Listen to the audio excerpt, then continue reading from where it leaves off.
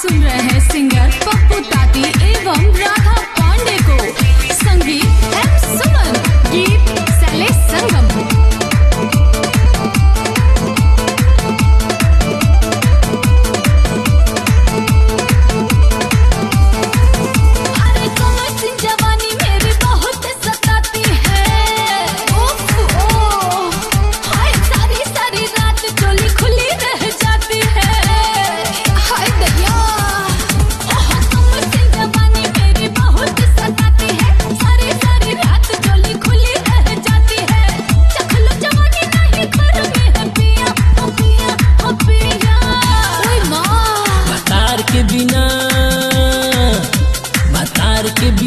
बेकरार भइल बिया रे बतार के बिना बेकरार भइल बिया।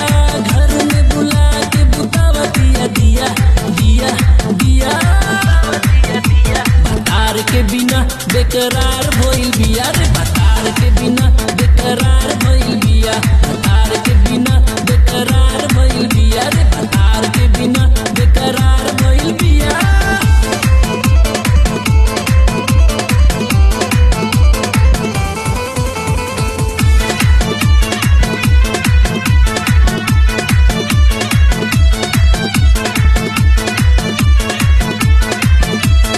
एकर भतार नहीं आवेला घर, हमके बुला के तंग बड़ी करे। मेरी मजबूरी नहीं मेरे बस में, उठता है दर्द सारे नस नस में है, कैसे रहूं।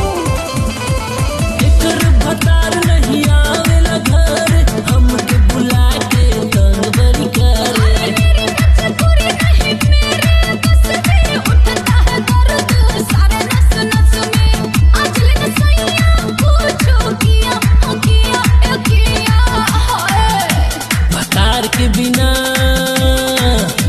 बतार के बिना बेकरार भइल बिया रे बतार के बिना बेकरार भइल बिया। घर में बुला के बुतावा दिया दिया दिया दिया दिया दिया। बतार के बिना बेकरार भइल बिया रे